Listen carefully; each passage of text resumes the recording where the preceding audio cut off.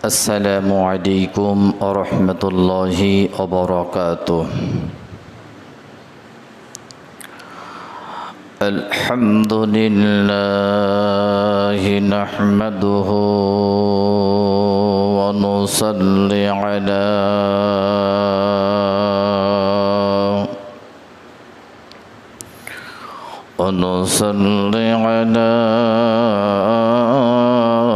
رسوله الكريم.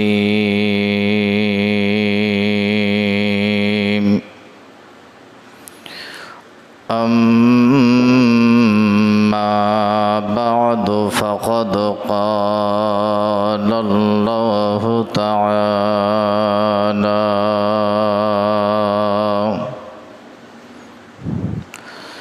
في كلامه المجيد وفرقانه الحميد.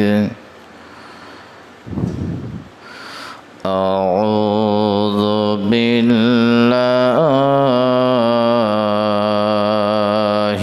من الشيطان الرجيم. بسم الله الرحمن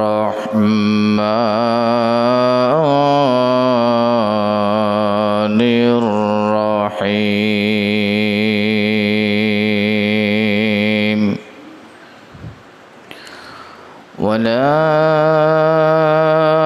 تزر وازرة وزر أخرى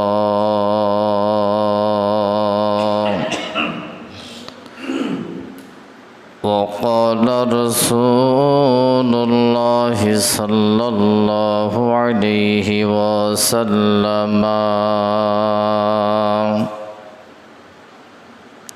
من جعل الهموم هما واحدا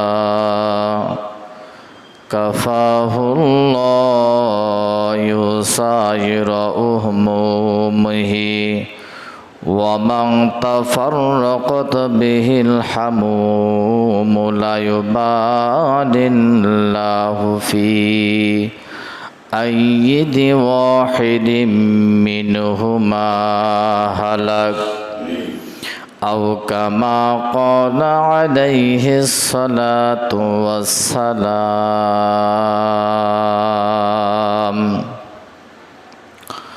মুসলিম মোরা ঝিমিয়ে পড়েছি, ওরে মুসলিম মোরা ঝিমিয়ে পড়েছি। বিবেকে ঝুলছে তালা,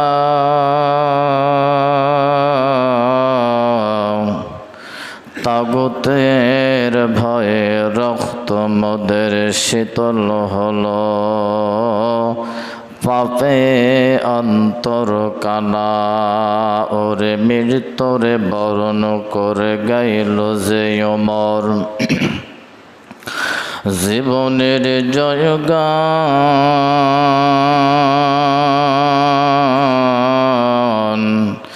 দিনের খাতিরে জারওয়া কতরে সর্ব সকলে করিলেন দান। অর্ধ পৃথিবী করিলেন শাসন, তালি দেওয়া জামা গায়ে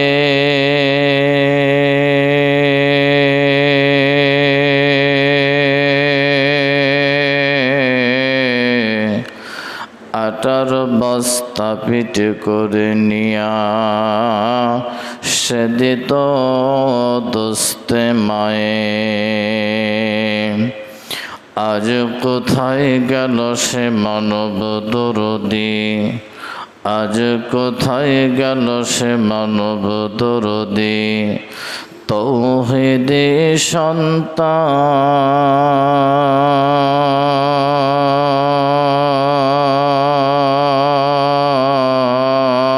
সন্তান কোথা গেল সেই সোনার মানুষ, কোথা সেই মুসলমান।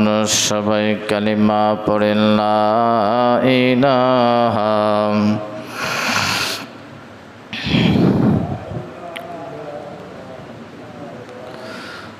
লা ইলাহা ইল্লাল্লাহ, লা ইলাহা লা ইলাহা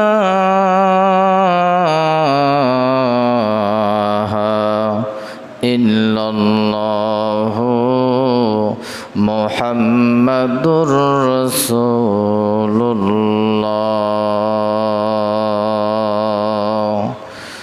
সাল্লাল্লাহু আলাইহি ওয়াসাল্লাম।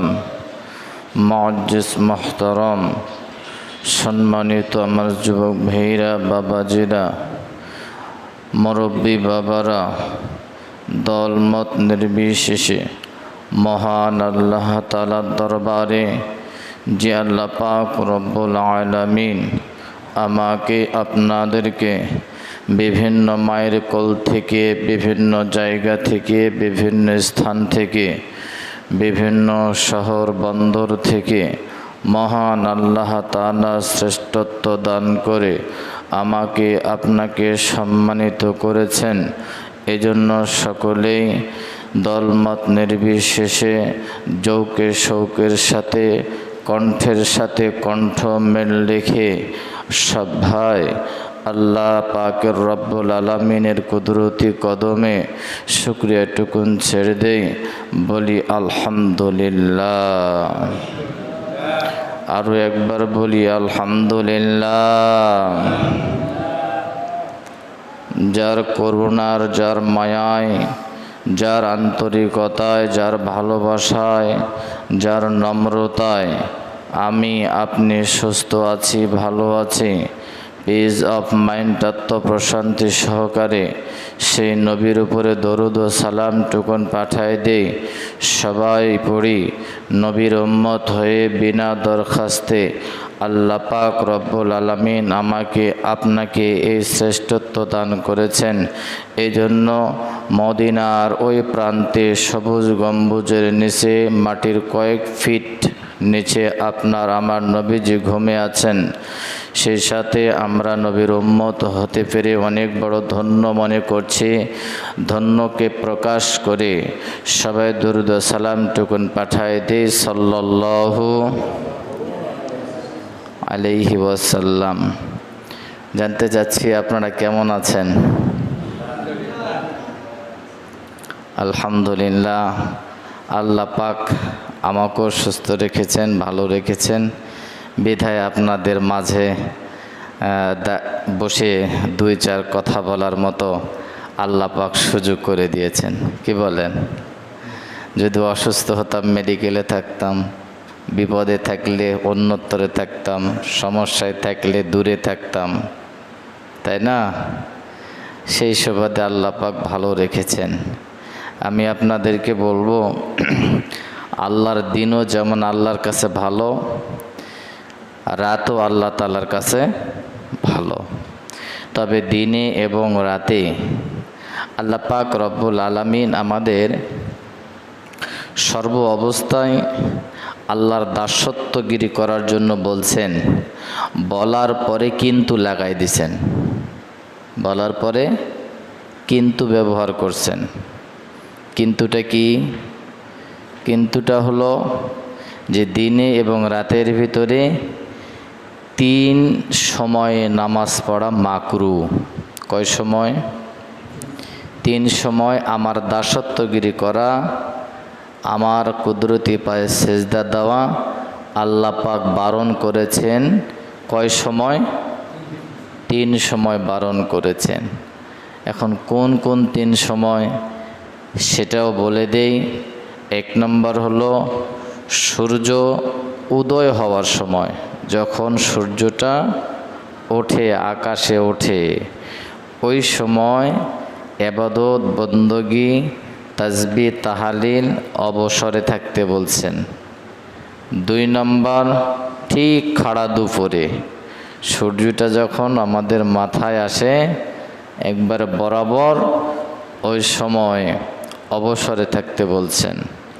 3 নম্বর আল্লাহ পাক বলছেন যখন সূর্যটা অস্ত যাবে, ডুবে যাবে, পশ্চিম দিকে ডুবে না সূর্য, ওই ডোবা অবস্থায় ইবাদত বندگی করতে আল্লাহ পাক বারণ করেছেন। তাহলে দিনে এবং রাতে কয়বার নিষেধ করেছেন? 3 বার। আল্লাহ পাক বলছেন কোনো মানুষের যদি ইচ্ছা হয় যে আমি সারা বছর রোজা পালন করব, আছে না এমন বান্দা সারা বছর রোজা রাখে?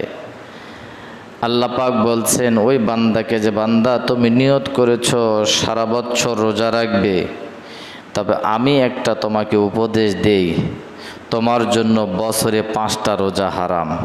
কয়টা? 5টা রোজা হারাম। 5টা রোজা রাখা যাবে না। 5টা রোজা রাখতে আল্লাহ পাক নিষেধ করেছেন। সেই 5টা রোজা কোন কোন সময়? আল্লাহ পাক বলেছেন 2 ঈদ। কয় ঈদ? মুসলমানের তো ঈদের এখন মানে মৌসুম চলে আসছে। ঈদের মৌসুম এখন মুসলমানদের একটা মৌসুম হলো ছেলের জন্মদিন, মেয়ের জন্মদিন, বাবার জন্মদিন, মায়ের জন্মদিন। এগুলো উৎসব। কি এগুলো? উৎসব। অথচ আল্লাহ পাক যাকে তৈরি না করলে পৃথিবী, আসমান, জমিন, নক্ষত্র, গ্রহ, তারা আল্লাহ পাক কিছুই তৈরি করতেন না। এই মানুষটার কোনো দিন জন্মবার্ষিকী পালন হয় নাই, মৃত্যুবার্ষিকীও পালন হয় নাই। হ্যাপি বার্থডে যেটা আমরা যে বড় একটা কেক কাটি, কি সুন্দর হ্যাপি বার্থডে টু ইউ যেটা আমরা বলি, এটাও পালন হয় নাই। তাহলে মুসলমানের ঈদ তো দেখা যাচ্ছে এখন অনেক। আল্লাহ পাক বলছেন যে মুসলমানের উৎসব হলো 2টা, আর মুসলমান চয়েস করে নিয়েছে অনেকগুলি। উল্টাটা। তুমি একজন মুসলমান মানুষ, তোমার ঘরে হিন্দুর জন্মবার্ষিকী কেন পালন হবে? তোমার মায়ের জন্মবার্ষিকী কেন পালন হবে? দরকার নাই তো ভাই, কি দরকার এগুলো? ক্ষমখায় একটা 20,000 টাকা দিয়ে কেক নিয়ে আসার দরকার আছে? ওই 20,000 টাকা মসজিদে দাও, ওটা তো খায় শেষ হয়ে যাবে। এবং তুমি গুনার কাজ করতেছ। মসজিদে দিলে তো গুনাহ হবে না? হবে। 10 জন এতিম বাচ্চার কাপড় কিনে দেন, 20 জন এতিম বাচ্চার কাপড় কিনে দেন। আপনার এতই টাকা বেশি হয়েছে, আপনার কেক কিনা লাগবে? তাহলে বছরে 5টা রোজা হারাম, 2 ঈদ আর কুরবানি ঈদের 3 দিন। মোট কয় দিন হলো? 5 দিন। 2 ঈদে আর কুরবানি ঈদের পরের 3 দিন আল্লাহ পাক 365 দিনের ভিতরে 5 দিন রোজা রাখতে আল্লাহ পাক বারণ করেছেন, নিষেধ করেছেন। বলেন সুবহানাল্লাহ। এখন কেউ যদি মনে করে যে আল্লাহ পাক তো নিষেধ করেছেন, আলহামদুলিল্লাহ, এটা নিষেধ করলেন আল্লাহ পাক কেন, সেই বিষয়টা আমাদেরকে লক্ষ্য রাখতে হবে, বুঝতে হবে। আল্লাহ পাক বললেন ওয়ালা তাজিরু ওয়াজিরাতুন উজরা উখরা। আপনি ধরেন পার্শ্ববর্তী বাজারে গেছেন, এই বাজারে যায় বাজার কমপ্লিট, কিন্তু আপনি আসতে একটু দেরি হবে।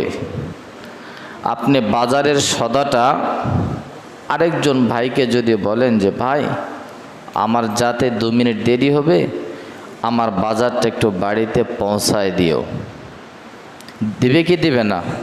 একজন পরিচিত মানুষ, তাহলে দাও, আমি বাড়ি যাচ্ছি, আমি আপনার বাড়িতে পৌঁছায় দেব, এটা দিবে। আবার দূরের শহর যদি হয়, পরিচিত যদি হয়, এটাও দিবে। কিন্তু আল্লাহ পাক বলেন ও পৃথিবীর মানুষ, আমার বান্দা নবীর উম্মতেরা হাসরের মাঠে কেউ যদি কাউকে বলে যে ভাই আমার গুনার বোঝাটা অনেক ভারী হয়ে গেছে, তুমি একটু বহন করো তো কিছু সময়, করবে? আমার গুনার বোঝাটা অনেক ওজন হয়ে গেছে, আমি চাটতে পারছি না, ভাই আপনি একটু আমার একটু উপকার করেন তো, করবে? আমার ভাইরা, আমার বন্ধুরা, আল্লাহ পাক রব্বুল আলামিন দুনিয়ার জমিনে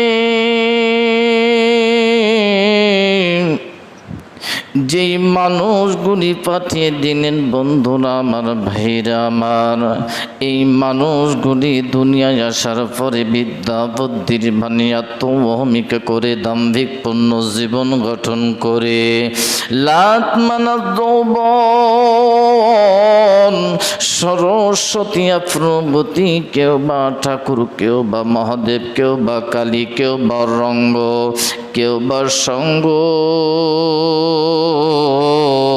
কেউ বা মাছের পূজা, কেউ বা গুণের পূজা, নানান মানুষ নানান উন্নয়ন করতে করতে মানুষগুলি যখন পাপাচারী হইয়া গেল, ঠিক তদানীন্তন সময়ের খারাপ মানুষগুলিকে ভালো বানাবার জন্যে, অসভ্য মানুষগুলিকে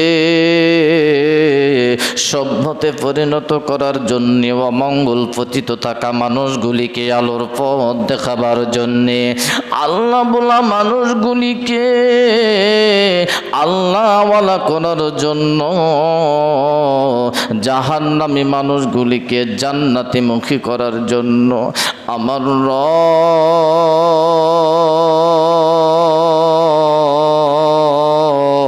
তার পার্লামেন্টের সিদ্ধান্ত অনুযায়ী আল্লাহ পাক রব্বুল আলামিন বললেন, দুনিয়ার মানুষ শুনে নাও, আমার পক্ষ থেকে আমি আপনাদের জন্য দুনিয়ার জমিনে এক এক নয়, দুইটা বরকত, দুইটা নেয়ামত, দুইটা কল্যাণ দান করলাম। বলেন সুবহানাল্লাহ। এই জন্য বাজান আপনারা কোনো দিকে মনটা দিবেন না, দিনের শেষ বয়ান মনে করবেন, জীবনের শেষ আলোচনা মনে করবেন। ভাইজান, আল্লাহ পাক রব্বুল আলামিন এই দুনিয়ার জমিন আপনাকে আমাকে পাঠিয়ে দিয়েছেন। রব্বুল আলামিন ডাক দিয়ে বলেন, মুসলমান, যেখানে কোরআনের আলো ছিল না, যেখানে কোরআনের কোনো ফোকাস ছিল না, যে জায়গার মধ্যে কোনো আমার ভাইরা উজ্জ্বলতা ছিল না, আমি আল্লাহ এই 23টা বছর ধরে ডান দিকের পাহাড়ে কিছু সংকলন করা হয়েছিল, বাম দিকের পাহাড়ে কিছু সংকলন করা হয়েছিল, সামনের পাহাড়ে কিছু সংকলন করা হলো, পিছনের পাহাড়ে কিছু সংকলন করা হলো। আমার বীরা, আল্লাহ পাক রব্বুল আলামিন আস্তে আস্তে আস্তে দিনের বেলায় রাতের বেলায়, রাতের বেলায় দিনের বেলায়, এভাবে করতে করতে করতে করতে 23টা বছর ধরে আল্লাহর নবীজির জিন্দেগির ভিতরে পুরা কোরআন আল্লাহ তাআলা দান করলেন। বলেন সুবহানাল্লাহ। ওই কোরআনের মধ্য থেকে রব্বুল আলামিন একটা আয়াত দিয়েছেন, নবী গো, ওয়ালা তাযিরু ওয়াযিরাতুন ওযরা উখরা। ওই মানুষগুলিকে জানিয়ে দাও, মানুষগুলিকে বলে দাও, নবীজি হাসরের মাঠে যখন মানুষগুলিকে আমি দাঁড় করাবো, একত্রিত করাবো, এক জায়গায় করাবো, ও নবী গো, ওই মানুষগুলিকে অ্যালার্ট করে দাও, ওই মানুষগুলিকে আপনি ডাইভার্ট করে দাও গো নবী। ও হাসরের মাঠে মানুষগুলি যখন একত্রিত হবে, এই মানুষগুলি কোনো সময় একজনের বোঝা আর একজন বোঝা বহন করে করতে চাবে না, বলেন নাউজুবিল্লাহ। যত বড়ই বোঝা হোক, যত বড়ই ভারাস্ত হোক, যত বড়ই পুটলা হোক ভাইজান, আপনার বোঝা আপনাকে বহন করতে হবে, আপনাকে সেটা আপনাকে চাটতে হবে। কেউ আপনার উপকার করতে আসবে না। আপনি বড় টেনশনের মধ্যে পড়ে গেছেন, আপনি বড় চিন্তার মধ্যে পড়ে গেছে, অনেক পরিশ্রম। আপনার ছেলে, আমার ভাইয়েরা 100 ফিট দূর থেকে বাবার অবস্থা দেখতেছেন, বাবা অনেক কষ্ট করতেছে, বোঝাটা চাটতে পারছে না, অনেক বড় কষ্ট হয়ে যাচ্ছে।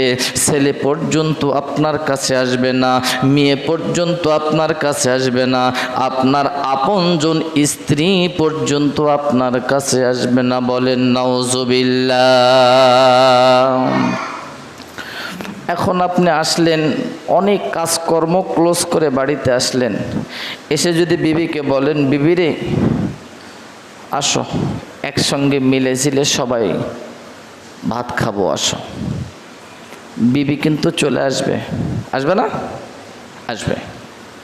এখন দুনিয়ার বুকে বিবিকে ডাকলেন, বিবি কাছে চলে আসলো, ছেলেকে ডাকলেন, ছেলে কাছে আসলো, মেয়েকে ডাকলেন, মেয়ে কাছে আসলো, কিন্তু হাসরের মাঠে আসবে? আসবে না ভাইজান, আসবে না। এই জন্য বাজান আমার বের, আমার বন্ধু,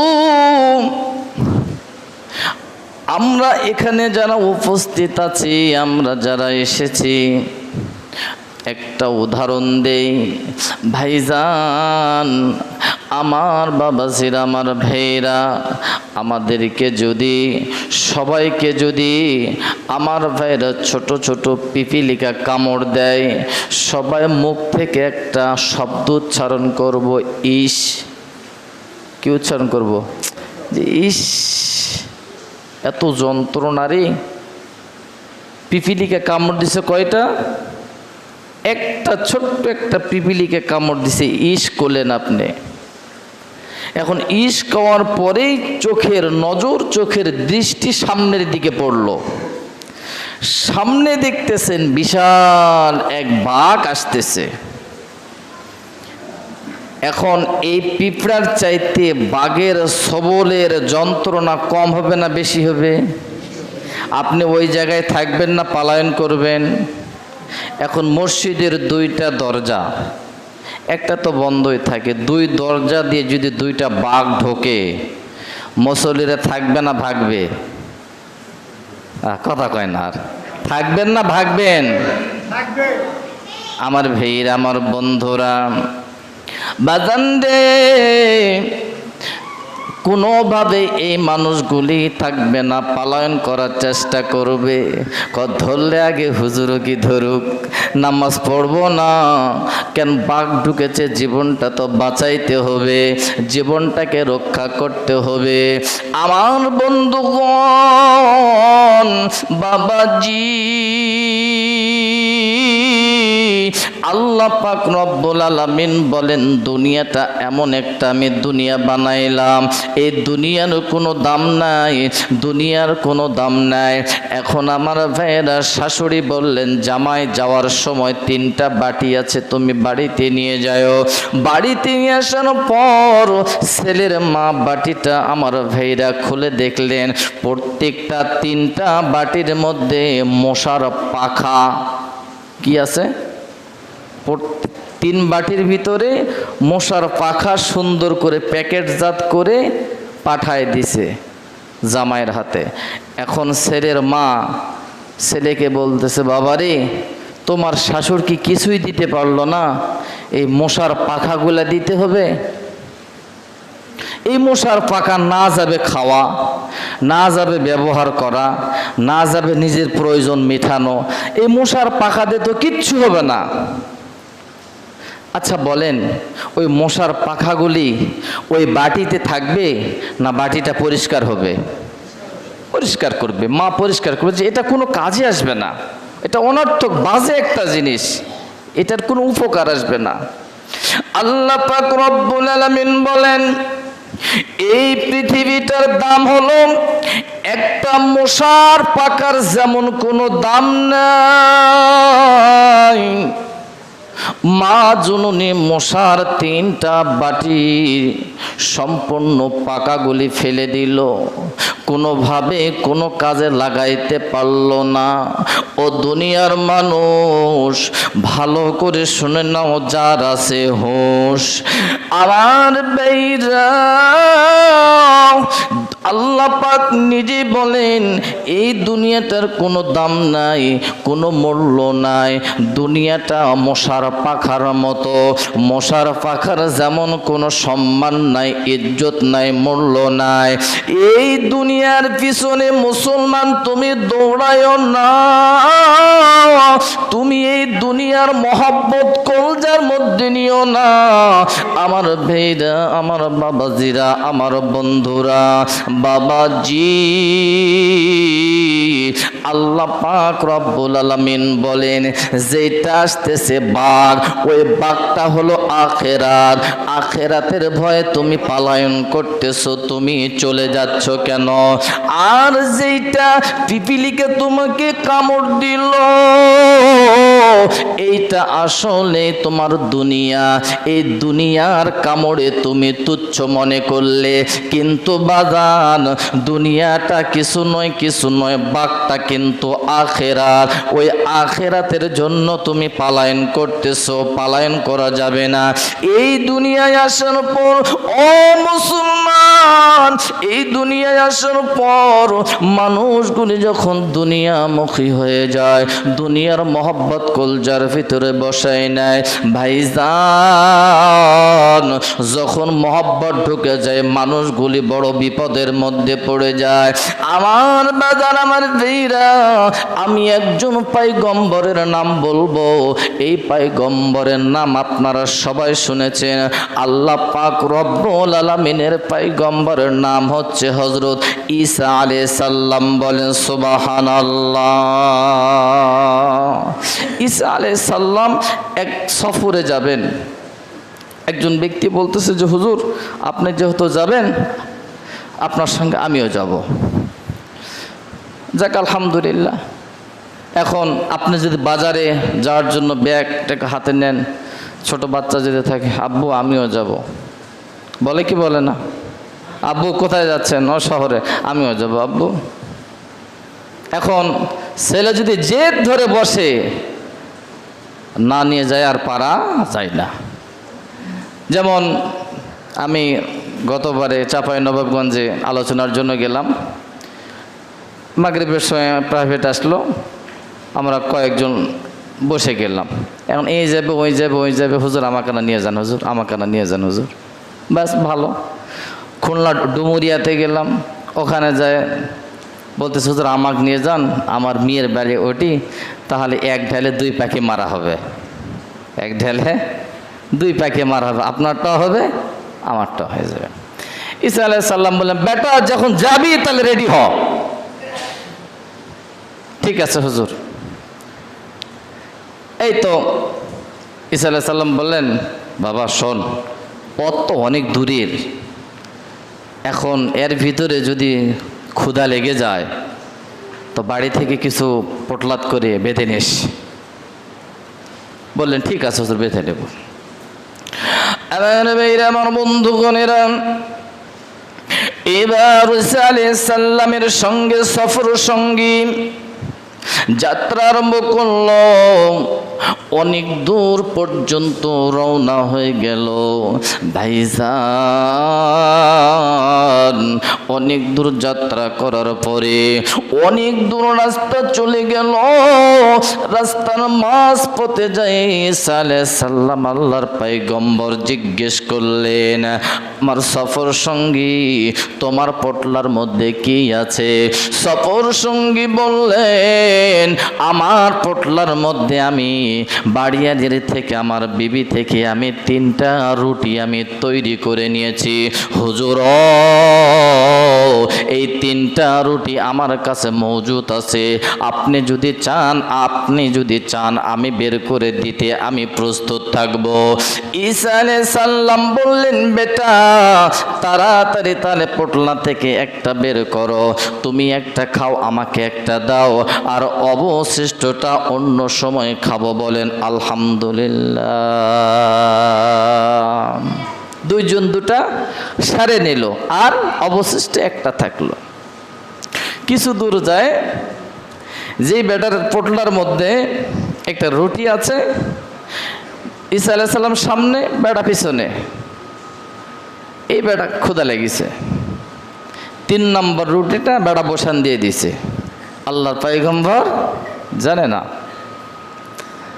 তো যাক, কাম যখন সারে ফেলছে, বহুদূর যাওয়ার পরে আল্লাহর পয়গম্বর বলতেছেন যে বেটা বের কর।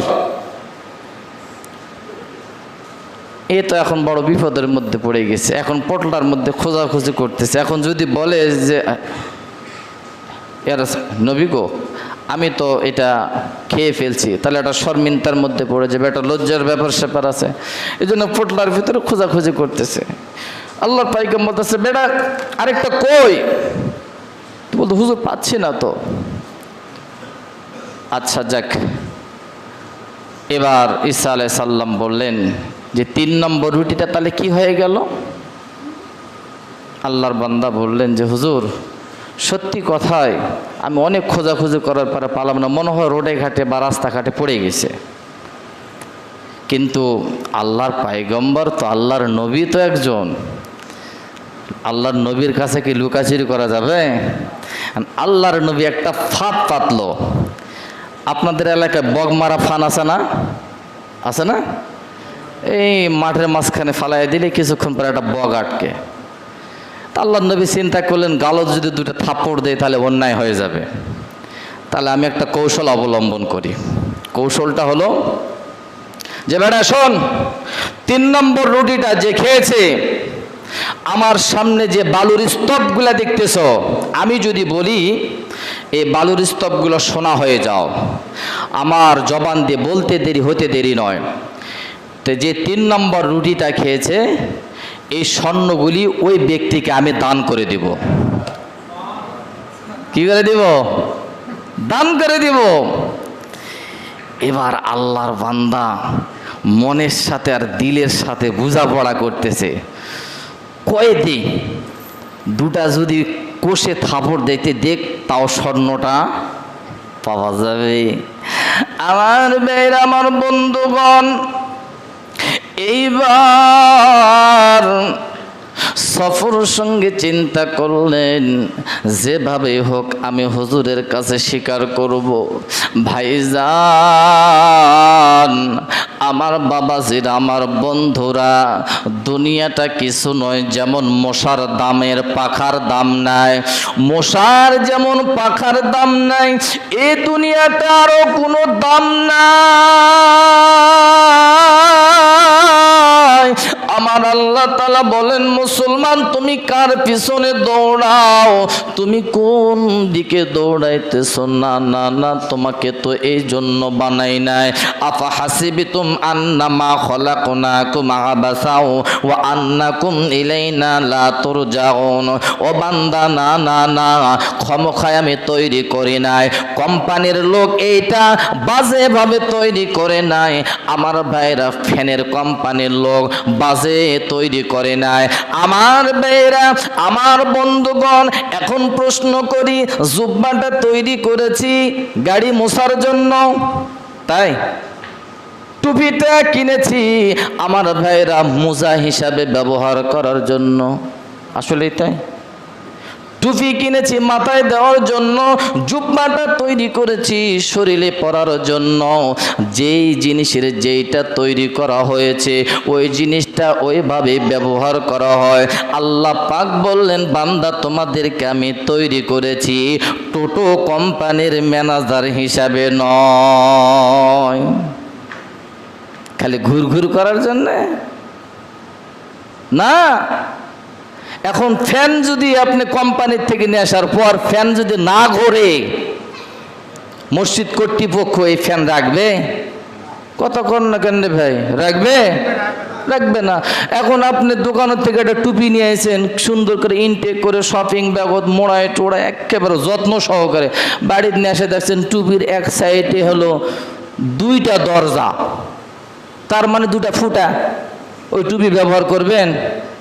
বাবা, যে থেকে পাইছি, যে কোম্পানির থেকে পাইছি ওই কোম্পানিতে দিয়ে আসি, নতুন নতুন দেয়ালে নিবে, পুরাতন আর নিবে না। আমার ভাই, আমার বাবাজিরা, এবার কিছু দূর অগ্রসর হলেন, সফর সঙ্গীকে বললেন, ওরে সফর সঙ্গী, তুমি আমাকে এখনো চিনতে পারো নাই। আমার সামনে যেইটা একটা আল্লাহর একটা জন্তু ঘোরাঘুরি করতেছে, আমি যদি বলি এই হরিণের বাচ্চাটা আমি খাবো, আল্লাহ পাক আমার কথাটা বলতে হয়তো দেরি হবে, করে দিতে দেরি করবে না। তুমি কি দেখবা? আল্লাহ পাক রব্বুল আলামিনের পয়গম্বর সফর সঙ্গীকে সেখানে মওজুদ রাখলেন আর বললেন, আল্লাহর পয়গম্বর হরিণ রে, আল্লাহর পক্ষ থেকে তুই ভুনা হয়ে আমার সামনে চলে আয়, আমরা 2 জন তৃপ্তি সহকারে খাবো। বলেন সুবহানাল্লাহ। বলতে দেরি, রেডি, ভুনা হয়ে গেছে। এখন উভয় মিলে সম্পূর্ণ করার পরে এবার আল্লাহর পয়গম্বর বললেন, তাহলে 3 নম্বর রুটিটা কে খাইলো? এখন বলতেছে, হুজুর আপনি যাই মনে তাই কন, কিন্তু বসানটা আমিই দিছি, বসানটা আমিই দিছি হুজুর, আপনি 2টা থাপড় দিলে দেন, আপনি যেটা বলছেন ওটা কি দিবেন হুজুর? ওই যে স্বর্ণের পাহাড়টা 3 নম্বর রুটিটা যে খাইছে অক দিয়ে দিবে। এখন হুজুরের কাছে, হুজুর আপনি যে যেটা মুখে যে জবানে যেটা স্বীকারোক্তি দিলেন ওটা কি দিবেন? আল্লাহর পয়গম্বর বলে, অবশ্যই দেব, তবে যে খাইছে তাকে স্বীকার করতে হবে। বললেন যে হুজুর আমি ওটা সম্পূর্ণ করছি। আল্লাহর পয়গম্বর ঈসা আলাইহিস সালাম বললেন, এ যুবক, তুমি ওই স্বর্ণের পাহাড়টা নিয়ে চলে যাও, আমার সঙ্গে আর দোস্তালি তুমি রাখতে পারবা না, পারবা না। আমি আর তোমাকে সফর সঙ্গীর মধ্যে নেব না। তুমি ওই স্বর্ণের পাহাড়টা নিয়ে চলে যাও। আল্লাহর বান্দা চিন্তা করলেন, আল্লাহর পয়গম্বরের সঙ্গে সফর সঙ্গী থাকা লাগবে এমন কোনো আমার কোনো ইচ্ছাও নাই। যেহেতু স্বর্ণের পাহাড়টা পেয়ে গেলাম, এটাতেই আমার বাকি জীবনটা চলবে। বলেন আলহামদুলিল্লাহ। আপনাদেরকে বলবো, লোভে পাপ পাপে, লোভে পাপ পাপে। আমার ভাইয়ের, আমার বন্ধুরা রে, আপনারা যারা দুনিয়ায় থাকার পর আপনারা মনে করেন যে আমি দুনিয়ায় চিরজীবন থাকবো, থাকতে পারবেন না, পারবেন না। আমি ওই দিকে টাচ দিয়ে সামনের দিকে যাই। আমার ভাইরা, এ দুনিয়ার জমিনে বাদশাহ সেকেন্দার ছিল, তার কবরটা লম্বা ছিল 48 হাত। বলেন সুবহানাল্লাহ।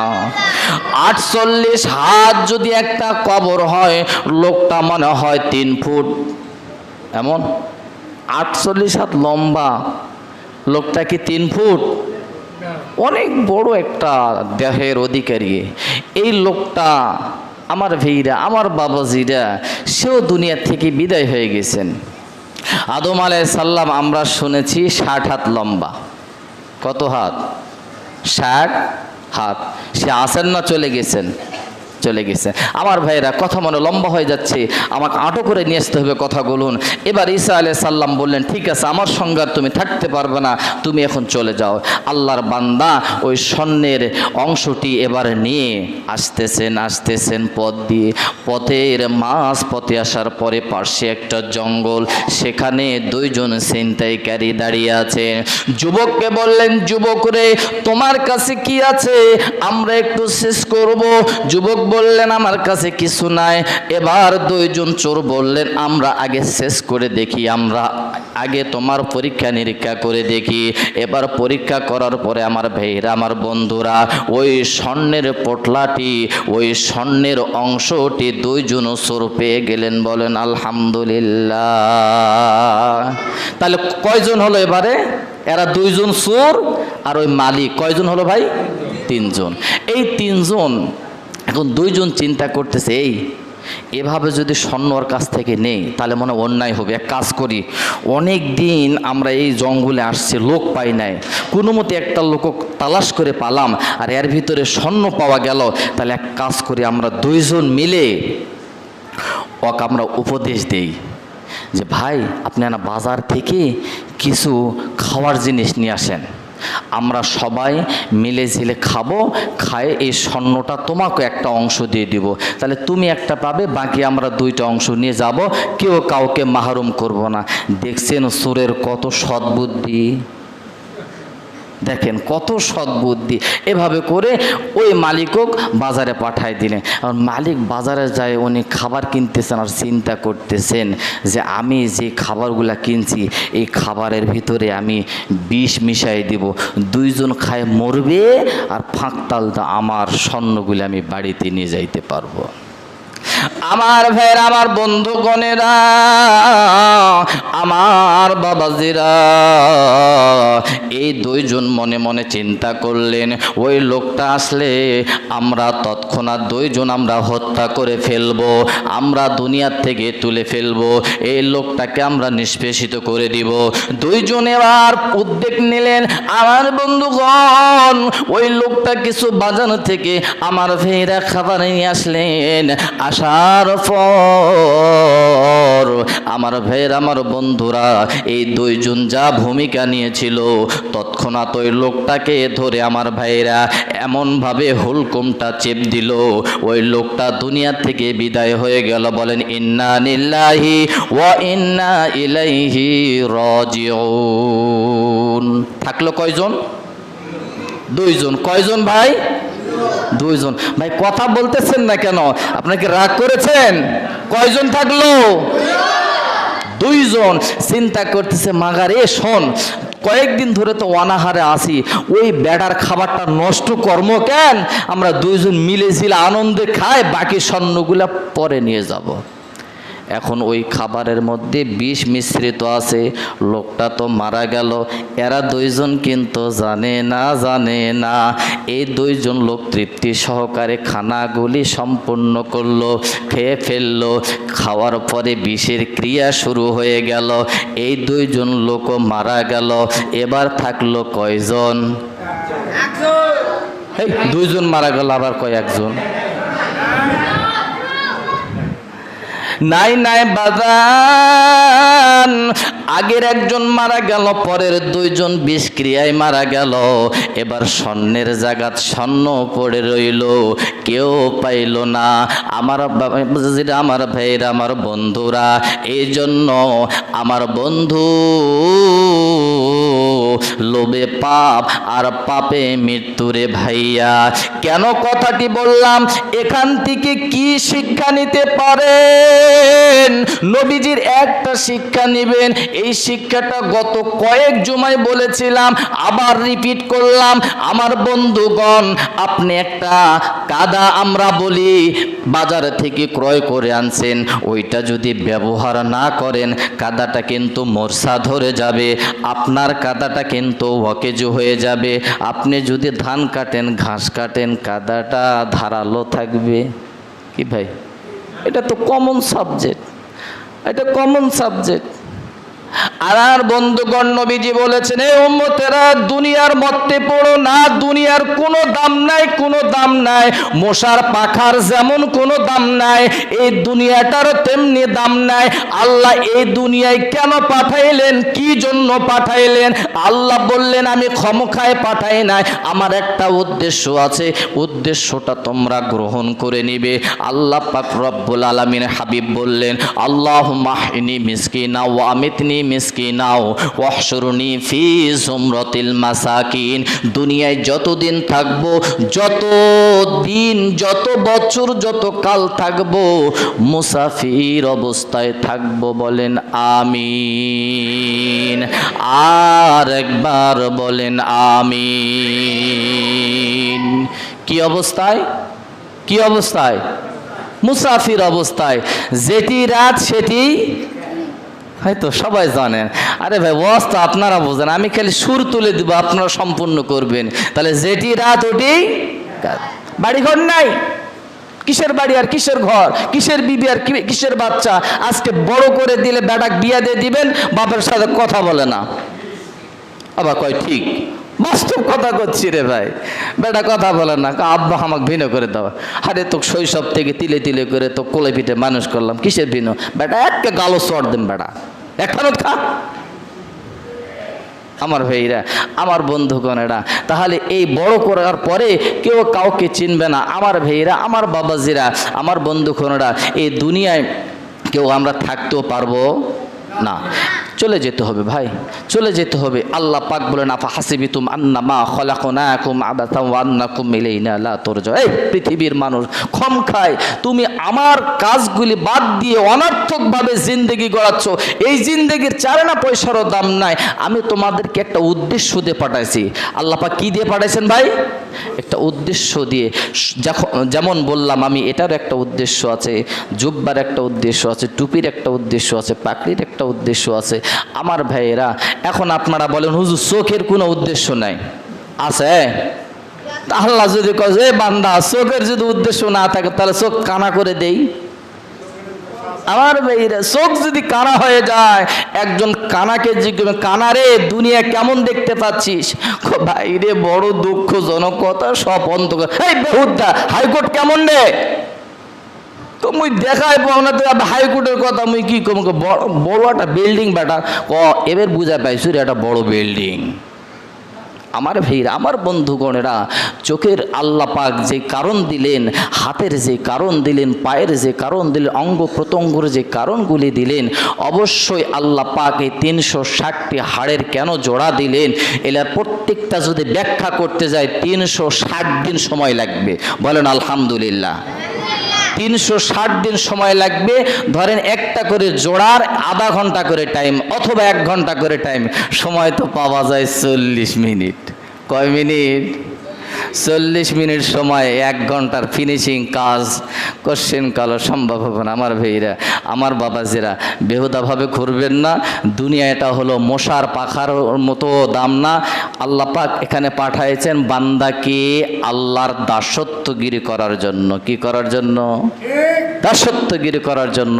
এখন কর্মচারী নিয়েছেন, কর্মচারী আপনার দোকানে কাজ করে না, কর্মচারী কাজ করে না, আপনার মাস গেলে বেতন দেবেন কি ভাই? দেবেন? দেবেন না। আপনারা বোঝেন এটা। বেটা তুই কাজ করে না, যা কাল থেকে আসিস না। স্যার শরীরটা বড় দুর্বল। দুর্বল মানে 3 দিন ধরে তুই একই অবস্থা করতেছি, ঠিক আছে ওকে আসা লাগবে না। আমার ভাইরা, আপনি একজন দোকানের মালিক একজন কর্মচারীকে হটাই দিলেন, যিনি স্রষ্টার স্রষ্টা। ওই যে কথা বলে যে খোদার বিচার আল্লাহ করবে, যখন এই কথা বলছে একজন লোক বলে এটা হুজুর নয় রে, কিচ্ছু বোঝা নাই। আচ্ছা, খোদা দাবি করছিল ফেরাউন, নমরুদ, হামান, এরা খোদা বলে দাবি করছিল না ভাই? করছিল কি না? কিন্তু এর বিচার করছেন কে? আল্লাহ তাআলা বিচার করছেন। এই জন্য কথায় কথা বললাম যে খোদার বিচার আল্লাহ করবে। সম্মানিত ভাইরা, আমার বাবাজিরা, আল্লাহ পাক আমাদেরকে দুনিয়ায় পাঠাইছেন টোটো কোম্পানি ম্যানেজার হিসাবে না, আল্লাহ পাক আমাদেরকে পাঠাইছেন তার দাসত্বগিরি এবং গোলামিগিরি করার জন্য। বলেন আলহামদুলিল্লাহ। করবেন না, একটা কথা মাথায় রাখবেন, 1000 কথাকে ক্যান্সেল করে দিবেন। একটা কথা মাথায় রাখবেন, করবেন না। একটা কথা মনে রাখবেন, হাসরের মাঠে মাথাকে দিবে নিচের দিকে, পাগুলি দিবে উপরের দিকে, আর বান্দাকে বলবে যে বান্দা তুমি আমার দাসত্বগিরি করো না, গোলামিগিরি করো না, এখন তুমি এভাবে করে তুমি এবার হাঁটতেই থাকো। মাথা দিবে নিচে, পা দিবে উপরের দিকে। ভাই সম্ভব? ভাই সম্ভব? সম্ভব নয়। আমার ভাইয়েরা, দাদু ভাইয়েরা, আমার যুবক ভাইয়েরা, একটু বোঝেন, বোঝেন। আল্লাহ কিন্তু ধরলে ছাড় পাবেন না। আল্লাহ ছেড়ে দিয়েছে, সুযোগ দিয়েছে তো এমনটি নয়। আপনি গুড্ডির দড়িটা ছেড়ে দিয়েছেন, গুড্ডির দড়ি কিন্তু হাতত থাকে, রাখালের হাতের থাকে। গুড্ডু যখন ওই আকাশে ওড়ে মনে করে আমি স্বাধীন, আমাকে আর কেউ ধরতে পারবে না। রাখাল যখন সন্ধ্যা ঘনিয়ে আসে, গুড্ডির দড়িটা পেঁচতেই থাকে, পেঁচতেই থাকে, পেঁচতে পেঁচতে এক পর্যায়ে দেখা যায় আমার ভাইয়েরা ওই গুড্ডিটা আস্তব করে রাখালের হাতে চলে আসে। আসে কি আসে না? অটোমেটিকলি চলে আসে। আপনি যদি দাসত্বগিরি নাই করতে চান, আল্লাহর এরকম আয়াত আছে যে বান্দা আমার জমিন ছেড়ে দে, অন্যত্তরে চলে যা, আমার জমিনে পা রাখবি না। আমার জমিনে যদি তুই থাকস, তোকে আমার দাসত্বগিরি আর আমার গোলামিগিরি তোকে করতেই হবে। ঠিক ঠিক তো ভাই? যাক, সবাই বলছেন ঠিক। আলহামদুলিল্লাহ, আল্লাহ তাআলা সকলকে সহি সমঝ দান করুক। আমার সোনার ভাইগুলিকে আল্লাহ তাআলার দাসত্বগিরি করার তৌফিক দান করুক।